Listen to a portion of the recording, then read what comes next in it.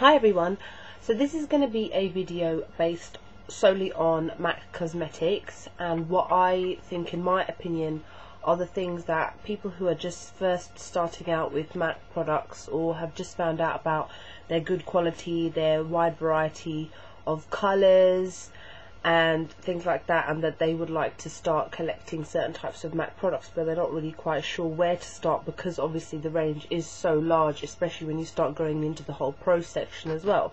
So I will start off by saying I think the most important thing that you need, and with all kinds of looks, is a decent base on your face. So the most important thing I found was having a decent foundation from theirs. MAC Studio Fix Fluid to be a must-have. A medium coverage foundation, comes in a wide variety of colours. If you go to a MAC counter, the makeup artists are really nice, and they will, if they can't colour match you exactly because the lights are too yellow in where they are, you can always request a tiny little sample. Now I prefer, a lot of the time, are their blotting powders. So the blotting powders look like, basically like that, pressed blot powder, and they are just as simple as this. So this colour I've got is medium dark, which I don't know what you think, because when I first saw it I was like, that's not dark, that looks white to me. I'm not white. But I've used this a lot of times as a finishing powder. Skin towards the end of the day will tend to start to look maybe a little bit sweaty. I mean, I've got combination skin, it's not oily, but I have found my blotting powder to be a godsend.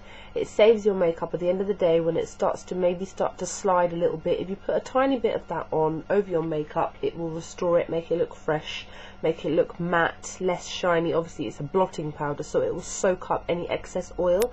So I find that to be really good, as to have a decent black eyeliner. I think black eyeliner is a must for anybody. It looks good on all skin tones, all races, and the one that I recommend is MAC's Technakohl liner in a Graphblack. So it looks like that, basically, just a little pencil with a black on the end, because you can get it in various colours, but black is the one that we're talking about, Graphblack. And it is literally, you see, it just winds up like that. Another thing that I think everybody should have is Fluidline by called Blacktrack, which is basically a gel eyeliner, and this is my one, so it's completely black. I find their fluid lines to be amazing. They are, I'm not sure if they're waterproof, but then I've never really tested it outside, but I've walked around in the London rain in it many a time and it doesn't leak down my face, unlike my mascara. So I find them really good to use. I believe that they're okay to use on the waterline, but I personally don't like to use them on my waterline. I'd rather use my Technakohl in Graphblack. I do think that once you've used a gel eyeliner, you'll really find it hard to go back to other things like liquid liners. The thing I'm going to talk about is one blusher. So the one that I recommend that everybody, I think, should have is called Well Dressed. So it's basically just a lovely pale shimmery-ish pink. It goes well with all skin tones, I find. It goes well with if you're darker skin tone, your lighter skin tone. It's a sheer tone shimmer blush as well, so it gives a little bit of shimmer to the skin, but not glittery to the point where it just looks like you look like a glitter ball. It is very wearable during the day and at night. Next we're going to talk about is eyeshadows. So the first one I'm going to talk about is Vanilla.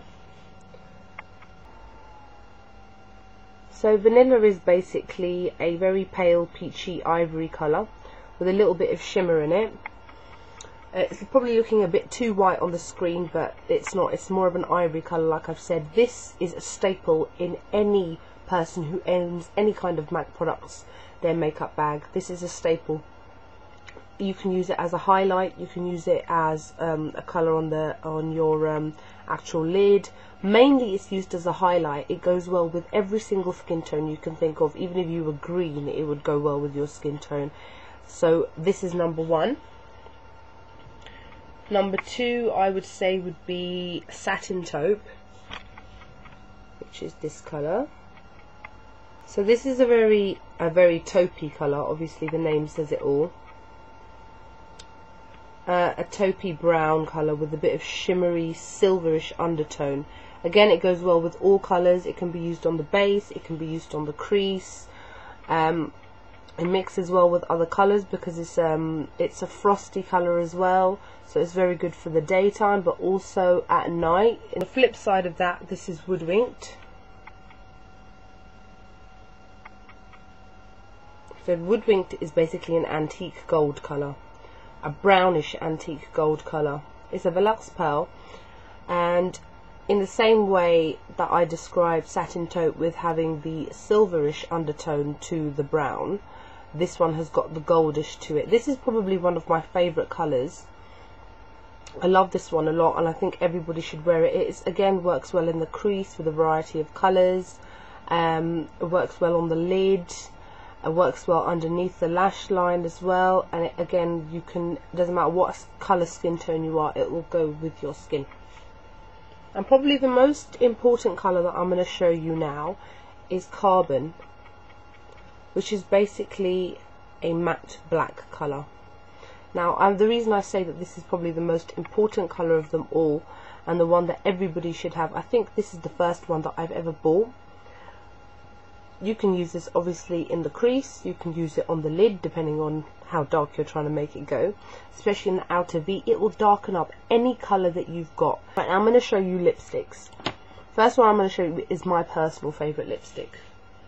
So I'm not going to try and sway your opinion too much because obviously everybody's skin tone is different, everybody's opinions are different, but I think this colour works well with every single skin tone, and that colour is called Syrup.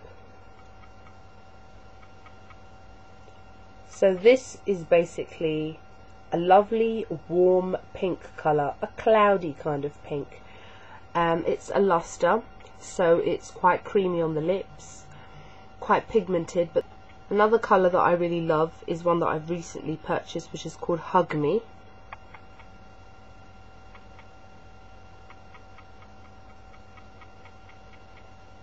This is basically a flesh toned pink, which is almost white. It's not totally showing up the colour. If you can imagine that the underhand side of my hands is quite pale, and if you call this a flesh tone pink, then that will make sense. So this is another colour which is a luster, so very creamy and pigmented.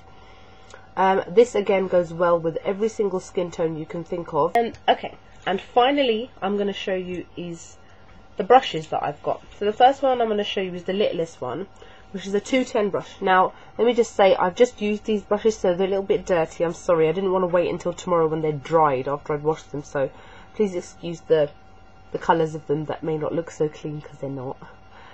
This first one is the 210 brush. So it is literally a teeny little eyeliner brush. So you can see the fluid line all over it still. Next one I think you should all have is a 239 brush. Obviously this brush is meant to be white, but I've been using it today and it's gone a bit weird. So this is a little flat shader brush. It is perfect for, it doesn't matter how big your eye is or how small your eye is, it's great and it gives great coverage. It's fairly stiff as well, so you can easily blend colours without having to worry about it flying off everywhere. But this is a must for anybody. This is actually the first brush I ever bought from MAC. It's old. And the next one I would say is a 217 brush. Again, so this is basically a fairly stiff dome shaped brush. This is amazing for putting colour in the crease and blending it. Next brush I would say is the second brush I ever bought, is the 190 brush. So this is a little one, by the way, because my big one's a bit minging. It's got foundation all over it, so I just thought I'd show you the little one. I've actually got 3 of these. This is my third one. The other 2 I've got are full size ones. This is a foundation brush.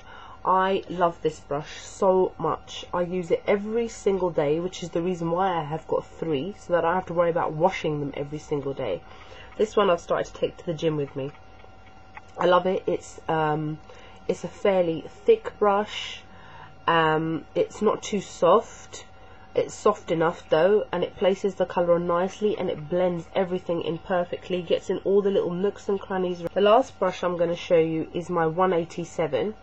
So it is basically a stippling brush like this. This is a little one that I've got because I've never actually felt the need to buy the big one if I've got a small one, which again I take to the gym with me.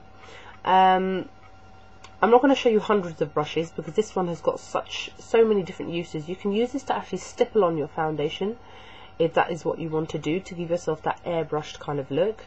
I actually use it to place my translucent powder all over my face, and I stipple it on everywhere.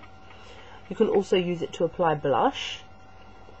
You can use it to remove excess makeup that may have fallen down around your eyes. And I believe that is it for my little starter video that I thought that I would do for you guys. So I hope that you have found it helpful. Again, I have tried to incorporate colours which I believe will help every single person of every ethnicity. Until the next time, guys, take care, bye.